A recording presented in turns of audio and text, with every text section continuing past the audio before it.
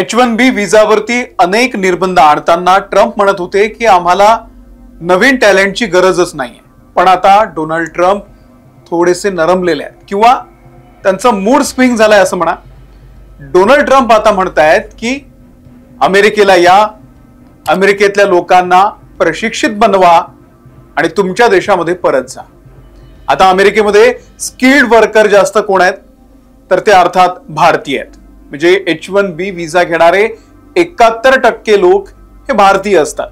आता ट्रम्प काय म्हणतायत की जगभरातल्या टॅलेंटेड लोकांनी म्हणजे एका अर्थी भारतीयांनीच अमेरिकेमध्ये यावं, अमेरिकेतल्या लोकांना शिकवावं, अमेरिकेतल्या लोकांना प्रशिक्षित करावं आणि परत भारतीयांनी आपल्या देशात जावं. ही कसली पॉलिसी आहे? म्हणजे ट्रम्प प्रशासनाची पॉलिसी म्हणजे वाटेल ते बोलायचं, वाटेल तशा पॉलिसी तुम्ही एक्झिक्यूट करायच्या, हेच या ट्रम्प प्रशासनानं ठरवलेलं दिसतंय. डोनाल्ड ट्रम्प नेमकं काय म्हणालेले आहेत जरा आपण सविस्तर समजून घेऊयात या व्हिडिओमधून. नमस्कार, मी अमोल किन्होळकर, आपण पाहत आहात महाराष्ट्र टाइम्स ऑनलाईन. अमेरिकेला सध्या स्किल्ड वर्करची गरज आहे कारण अमेरिकेमध्ये स्किल्ड वर्करची कमी आहे. दुसरं, तिथले वर्कर आपल्याकडच्या वर्कर सारखं कामाचं टेन्शन वगैरे घेत बसत नाही, ते सॉर्टेड काम करत असतात. कंपनीशी झिरो अटॅचमेंट, त्यामुळे एक डेडिकेटेड स्किल्ड वर्कर जे लागतात ना, त्याची कमतरता सध्या अमेरिकेला आता भासते. विशेषतः H1B विजाच्या नव्या नियमांनंतर आणखीनच जास्त, कारण ग्लोबल टेक इंडस्ट्रीमध्ये खळबळ माजलेली होती. H1B विजामुळे अमेरिकेत परदेशातून विशेषतः भारतातून टेक्नॉलॉजी, मेडिकल, इंजिनिअरिंग या क्षेत्रातले हायली स्किल्ड वर्कर जात होते. विशेष म्हणजे ते कमी पैशांमध्ये काम करत होते, त्यामुळे अनेक टेक कंपन्यांना याचा फायदा होत होता. पण ट्रम्प यांच्या मनामध्ये अचानक काहीतरी येतं. ते काय करतात हे त्यांनाही माहित नसतं. अचानक त्यांनी H1B विजावरती 1 लाख अमेरिकन डॉलर म्हणजे भारतीय रुपयात 90 लाख रुपये फी लावली. कारण काय तर जगभरातून लोक अमेरिकेला येतात आणि अमेरिकन लोकांना त्यामुळे जॉब मिळत नाहीये आणि त्यामुळे ही फी लागू केली.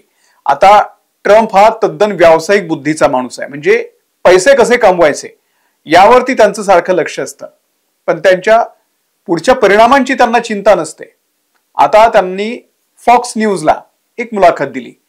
त्यात ट्रम्प यांना विचारलं गेलं की अमेरिकेमध्ये पुरेसा टॅलेंट आहे का, तर त्यावरती ते म्हणाले की नाही, अमेरिकेमध्ये टॅलेंट नाहीये, पण आपल्याला ते शिकावं लागेल.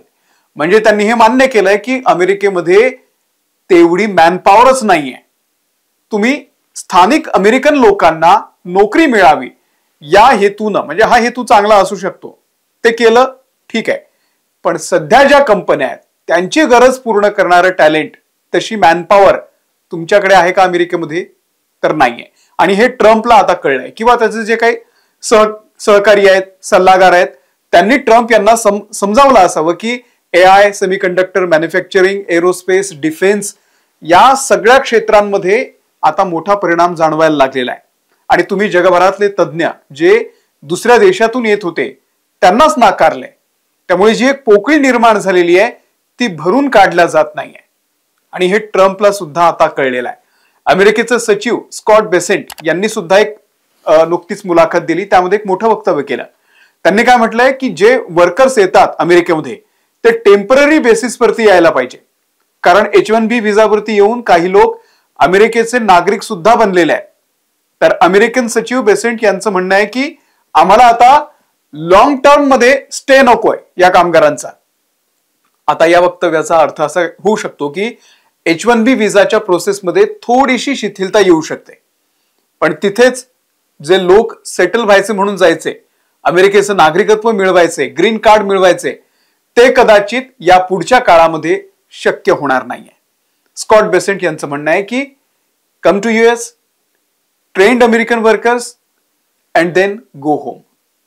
म्हणजे परदेशातून येणाऱ्या वर्कर्सला अमेरिकेमध्ये अलाउ करेल, पण जिथे गरज आहे तिथेच अलाउ करेल, उदाहरणार्थ सेमीकंडक्टर क्षेत्र. आणि दुसरं, जो व्यक्ती अमेरिकेमध्ये आलाय तो अमेरिकन लोकांना स्किल्ड बनवतोय की नाही, त्यांना प्रशिक्षण देतोय की नाही, यावरती देखील कदाचित यापुढे लक्ष ठेवलं जाईल. म्हणजे हे सगळंच हास्यास्पद आहे. ही कसली विचित्र पॉलिसी आहे. म्हणजे परदेशातून लोक येणार, अमेरिकन वर्कर्सला शिकवणार आणि त्यांचं काम झाल्यानंतर यांनी निघायचं, देश सोडायचा. आता अशी ऑफर आल्यावरती परदेशातून वर्कर्स अमेरिकेमध्ये येतील का? तर माझ्या मते नक्कीच येतील. कारण त्यांना एक तर मोठं पॅकेज देऊन बोलावलं जाईल आणि बरेच भारतीय हा विचार करतील की चला एकदा चा शिक्का आपल्या विजावरती बसतो, इतर ऑपॉर्च्युनिटी मिळतील पुढच्या काळामध्ये, किंवा कमी दिवस का असेना पण मोठं पॅकेज मिळतंय म्हणूनही काही लोक अमेरिकेमध्ये जातील सुद्धा. पण अमेरिका त्यांना एक प्रकारे कामापुरतं वापरणार आहे. ज्या क्षेत्रामध्ये स्किल्ड वर्कर्सची कमतरता आहे त्यांना बाहेरच्या देशातून बोलवायचं, वापरायचं आणि पुन्हा एकदा परत जायला सांगायचं. ही कदाचित अमेरिकेची या पुढच्या काळामध्ये पॉलिसी असू शकते. आता कसं होऊ शकतं की एकतर H1B विजावरती फक्त 3 किंवा 5 वर्ष किंवा 7 वर्ष फार फार तर अलाउ केलं जाईल, म्हणजे एवढा वेळ पुरेसा आहे सर्व्हिससाठी. आणि याच वेळेत अमेरिकन वर्कर्सला सुद्धा भारतीयांना ट्रेन करावं लागणार आहे. म्हणजे 2 रोल असतील. एक तर कंपनीमध्ये स्किल्ड वापरून तुमचं काम सुद्धा करायचंय आणि तेच स्किल वापरून तिथल्या लोकांना, तिथल्या वर्करला सुद्धा शिकवायचंय. आता हे सगळं ऐकायलाच इतकं विचित्र वाटतं. हे कितपत शक्य आहे ते ट्रम्प जाणे. आधी काय असायचं की H1B विजावरती एखादा वर्कर आला तर तो 6-10 वर्ष राहायचा, कधी कधी तो त्यापेक्षा जास्त काळ राहायचा आणि त्यानंतर ग्रीन कार्ड वगैरे त्याला मिळायचं, मग तो तिथे सेटल व्हायचा. आपले अनेक जवळचे व्यक्ती अमेरिकेमध्ये स्थायिक झालेले आहेत. पण आता पुढच्या काळामध्ये ते शक्य होणार नाहीये. आता एक विशिष्ट टाइम स्लॉट दिला जाईल आणि त्या वेळेतच तुम्हाला तिथं राहता येईल, काम करता येईल. तिथल्या लोकांना शिकवायचं आणि तुमचं काम संपलं की निघायचं माघारी तुमच्या देशामध्ये. आणि हो, 1 लाख अमेरिकन डॉलर फी सुद्धा भरायची. आता ती जी फी आहे ती येत्या काळामध्ये कमी सुद्धा होऊ शकते किंवा शिथिलता येऊ शकते. त्या संदर्भातली अजून कुठलीही पॉलिसी ठरलेली नाहीये, पण त्यावरती विचार सुरू आहे. पुढच्या काळामध्ये ही पॉलिसी अंमलात आणली जाऊ शकते. तुम्हाला याबद्दल नेमकं काय वाटतंय आम्हाला कमेंट करून नक्की सांगा. आमच्या महाराष्ट्र टाइम्सच्या युट्यूब चॅनलला सबस्क्राईब केलेलं नसेल, सबस्क्राईब करा. फेसबुकवरती आहोत, तिथेही आम्हाला फॉलो करा. धन्यवाद.